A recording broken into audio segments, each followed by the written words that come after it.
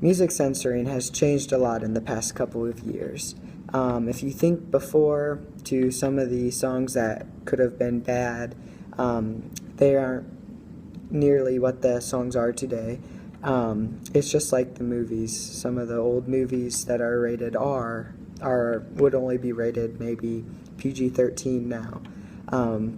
So there's been a big push for music censoring, and part of that is because of the music industry growing to where people are really expressing their First Amendment rights. I think one of the biggest reasons people are doing that is because they are finally seeing that music can be expressed any way you want because it is a form of art.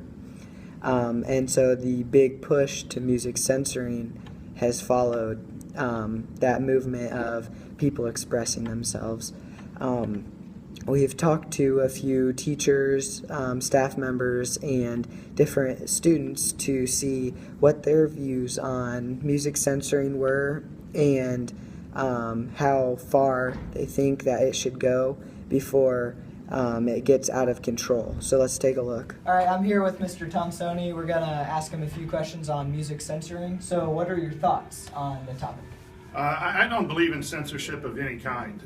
I believe government has a purpose, but it's not censoring what we produce and what we say. I think the market should take care of itself. If people don't like explicit language or on music or movies, then they won't buy it and people won't make it. But because there's a demand for it, people will produce it. And so I just don't think we want to get into censorship, because then music starts one thing and it's another thing, and that's just not a role I would like to see our government be a part of.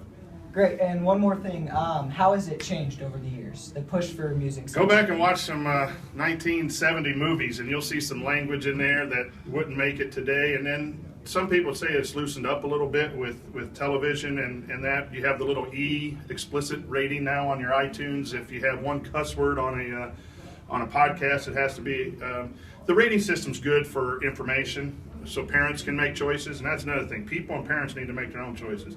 I'm kind of fat because I go to McDonald's, right? McDonald's doesn't make me go to McDonald's, right? So if I listen to bad music, that's my choice, right? Too many times we want someone else to make the decisions for us, and that's what censorship is. I think it's getting a little bit too out of hand, with government always having to regulate everything for everyone. No, we should take care of our own business. Great, thank you. You're welcome.